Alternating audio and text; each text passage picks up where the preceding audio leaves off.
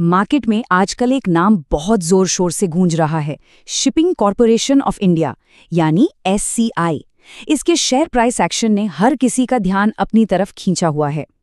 आज के इस एक्सप्लेनर में हम SCI के इस पूरे मूवमेंट के पीछे छुपे राज को डीकोड करने वाले हैं और एकदम डीपली समझेंगे कि इस स्टॉक में आखिर चल क्या रहा है। देखिए, सवाल सबसे बड़ा यही है, क्या ये स्टॉक आगे चलकर एक मैसिव मल्टीबैगर बनने वाला है या फिर एक बड़ी गिरावट अभी बाकी है? हवा में तीर बिल्कुल नहीं चलाएंगे।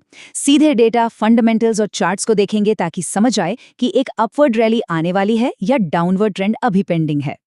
इस 360 डिग्री विश्लेषण को हमने 6 अहम हिस्सों में बांटा है।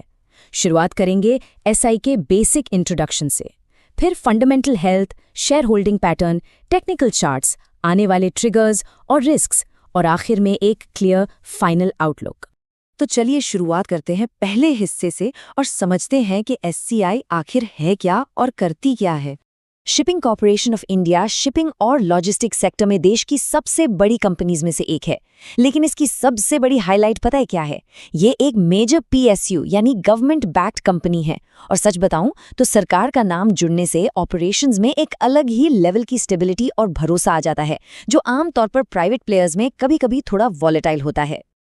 अब बढ़ते हैं दूसरे और सबसे जरूरी हिस्से पर, कंपनी की फंडामेंटल हेल्थ, जहां असली कहानी शुरू होती है। अगर फाइनेंशियल नंबर्स पर नजर डालें तो ये एक बहुत ही मजबूत पिक्चर दिखाते हैं। मार्केट कैप 10,000 से 12,000 करोड़ के बीच है। अब वैल्यूएशन को देखिए, PE रेशियो सिर्फ 7 से 10 के आसपास घूम रहा है। इसका सीधा सा मतलब है कि SCI अभी एक क्लियर लो वैल्यूएशन जोन में है। PB रेशियो भी 0.8 से 1.2 के रेंज में है। और प्रॉफिट की बात करें तो रिटर्न ऑन इक्विटी 10 से 15% और रिटर्न ऑन कैपिटल एम्प्लॉयड 12 से 18% के एक बहुत ही हेल्दी जोन में बैठे हैं। क्योंकि शिपिंग एक हैवी कैपिटल वाली इंडस्ट्री है, इसलिए इस सेक्टर के हिसाब से मॉडरेट डेट होना बिल्कुल स्टैंडर्ड और नॉर्मल बात है। लेकिन सबसे कमाल का आंकड़ा यहाँ छुपा है, 3 से 5% का डिविडेंड यील्ड। एक PSU होने का यही तो सबसे बड़ा फायदा होता है कि कंसिस्टेंटली एक हैंडसम डिविडेंड मिलता रहता है। उन लोगों के लिए ये एक परफेक्ट कॉम्बिनेशन है जो लंबे समय तक पैसिव इनकम और ठहराव की तलाश में रहते हैं। तो इन सारे नंबर्स को मिलाकर एक ही क्लियर निष्कर्ष निकलता है, SCI प्योरली एक वैल्यू और डिविडेंड स्टॉक कैटेगरी में फिट बैठता है।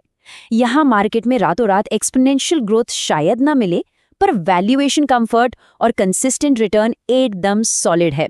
तीसरा हिस्सा आता है शेयर होल्डिंग पैटर्न का। आखिर इस मजबूत जहाज की स्टीयरिंग किसके हाथ में है? ओनरशिप ब्रेकडाउन को देखें तो सबसे बड़ा स्लाइस यानी लगभग 60% डायरेक्टली गवर्नमेंट ऑफ इंडिया के पास है।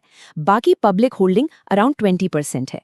इंस्टीट्यूशनल इन्वेस्टर्स का फुटप्रिंट थोड़ा छोटा जरूर है, जिसमें DIIs लगभग 10 से 15% और FIIs सिर्फ 4 से 6% होल्ड करते हैं।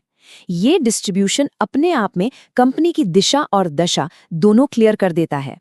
सरकार का ये मैसिव 60% स्टेक एक तरह का डबल एज्ड स्वॉर्ड है।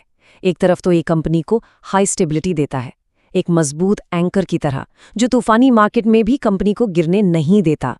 लेकिन वहीं दूसरी तरफ यही गवर्नमेंटल नेचर लिमिटेड ग्रोथ का कारण भी बनता है, जहां अग्रेसिव या फास्ट पेस्ड एक्सपेंशन थोड़ा मुश्किल हो जाता है। दोनों ही सच्चाइयां हैं और इन्हें इम्पार्शियली देखना बहुत जरूरी है।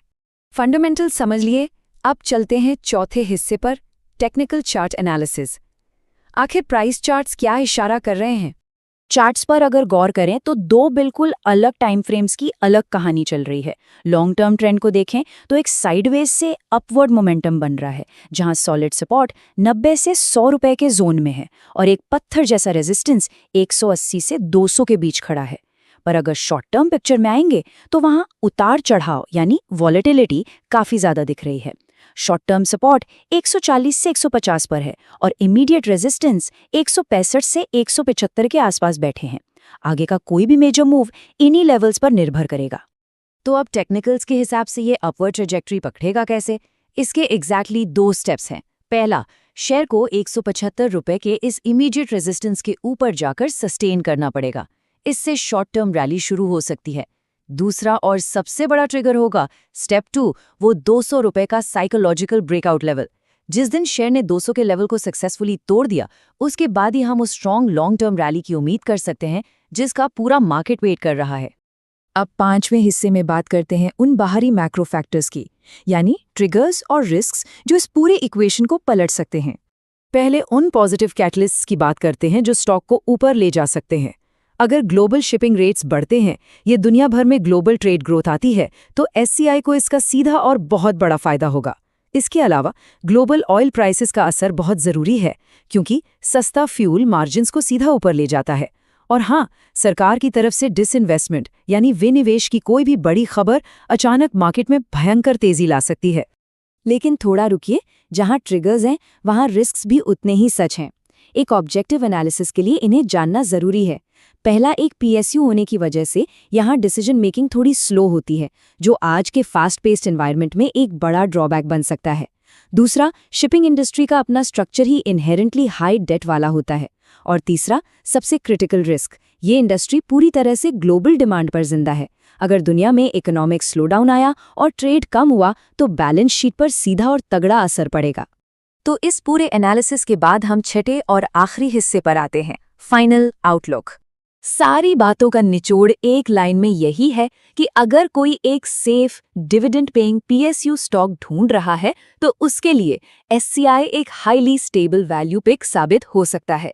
पर अगर एक्सपेक्टेशन एक रातों रात रॉकेट बनने वाले फास्ट मल्टीबैगर की है तो शायद उम्मीदें थोड़ी रिकैलिब्रेट करनी पड़ेंगी। ये आराम से आगे बढ़ने वाला एक स्टेबल प्लेयर है, कोई तेज रफ्तार गाड़ी नहीं। इस एक्सप्लेनर को खत्म करने से पहले एक थॉट प्रोवोकिंग सवाल आगे आता है। क्या एक सेफ पीएसयू डिविडेंड के लिए स्लो और लिमिटेड ग्रोथ को एक्सेप्ट करना एक अक्लमंदी का सौदा है? रिस्क और रिवॉर्ड का ये बैलेंस हर किसी के अपने फाइनेंशियल पर्सपेक्टिव पर डिपेंड करता है। इस विश्लेषण में डेटा और फैक्ट्स को बिल्कुल ऑब्जेक्टिव और अनबायस तरीके से रखा गया है ताकि प्योर लॉजिक के बेस पर डिसीजन लिया जा सके। अगर इस एनालिसिस ने कुछ नया सीखने में मदद की हो तो आगे भी ऐसे ही फैक्ट बेस्ड एक्सप्लेनर्स के लिए एक लाइक और सब्सक्राइब जरूर बनता है। मिलते हैं अगले डीपली रिसर्च्ड एक्सप्लेनर में।